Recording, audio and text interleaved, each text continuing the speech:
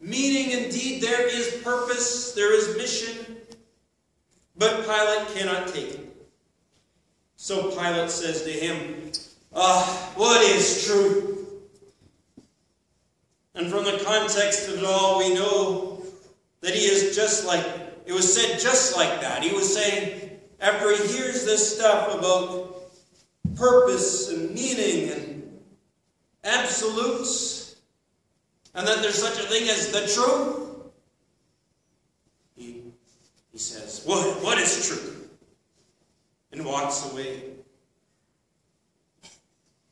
But Pilate was going to be stumbling onto elements of the truth of what Jesus was about. He turns his back on the Christ. He doesn't give a chance for a response. And he goes to the Jews and he says, I find no guilt in him. Pilate had no time for Jesus. But this would become an important theme. That's why I'm preaching, the whole trial here. Because there is a theme that keeps coming up in this interaction between the high priest and interaction between Pilate again and again. From Pilate's own deduction and own words, I find no guilt in him. He is innocent.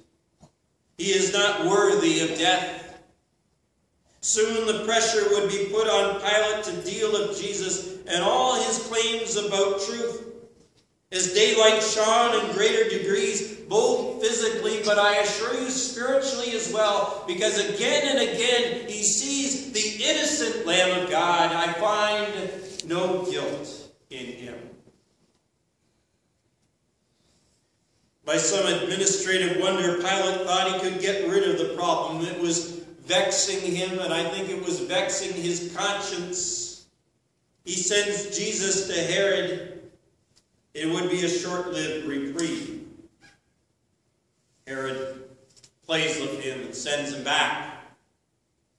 And Pilate is stuck once again with Jesus and all his claims concerning the truth.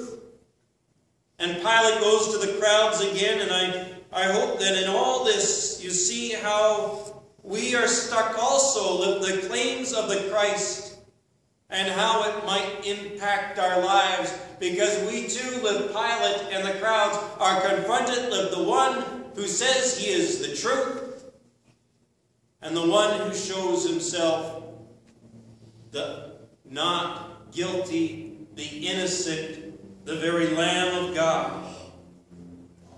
You brought me this man as one who is perverting the people, Pilate says to the crowds.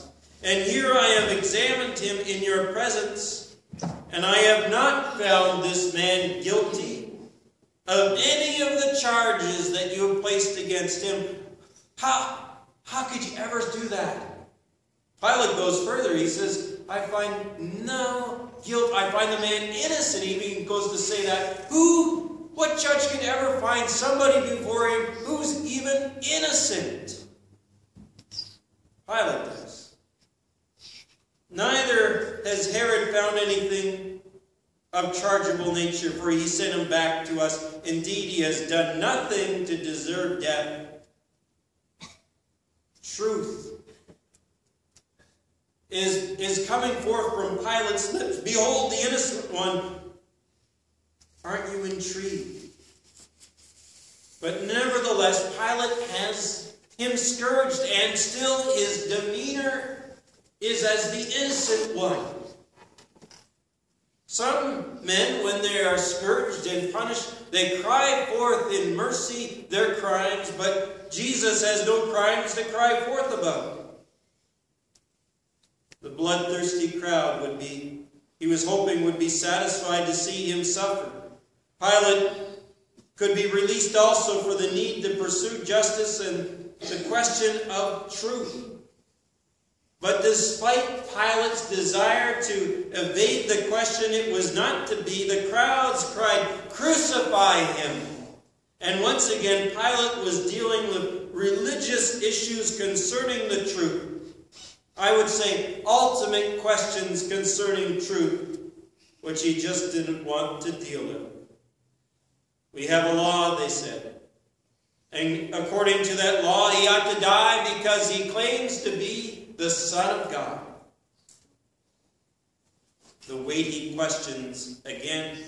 Pilate drew Jesus back inside the palace for a second private hearing.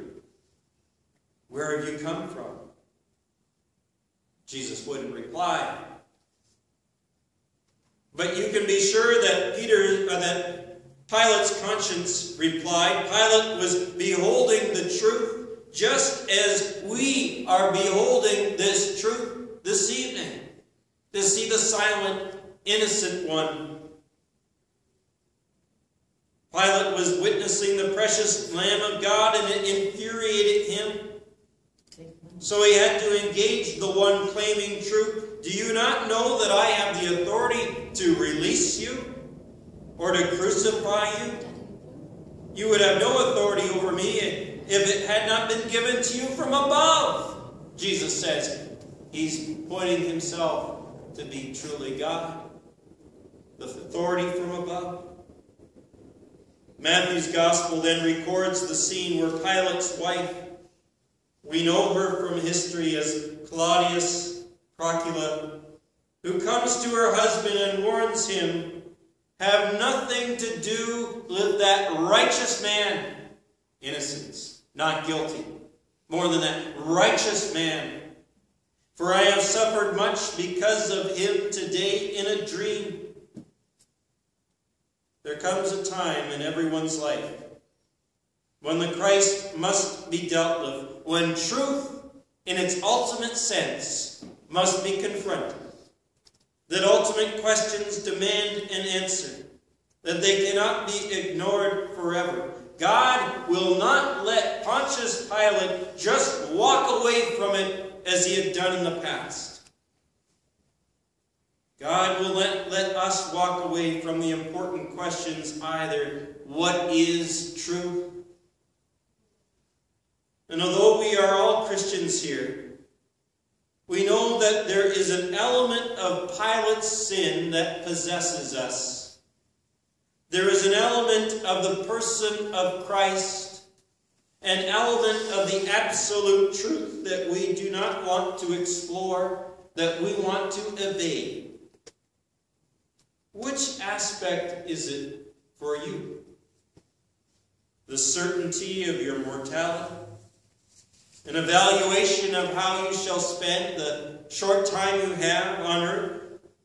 The task of sharing the good news with your friends? The call to explore the faith in a deeper way in confirmation and the commitment to Christ's church? We pause for a moment. Which element of truth, which Jesus calls us to, are you needing to explore at this time in your life? We pause for a moment, which is longer than Pilate probably dared to spare. We know what Pilate did. He turned his back on Jesus, and immediately he went to the crowds. He heard from his wife, the conduit of the Spirit, to think on ultimate truth again. But Pilate still only sought for practical ways of getting rid of Jesus, and the calls to his conscience, his haste and eagerness to quickly dismiss it all, led him to the beginning of a riot. Pilate no longer wished to be involved. He no longer wanted to wrestle with truth. It wasn't going to be the abstract intellectual discussion anymore, though, was it? The important things of who is God and where is meaning to be found and what is truth was rising up and compelling an answer. And so he turns to the mob for them to supply him with the answer his heart desires. He asks, "What then shall I do with your king?"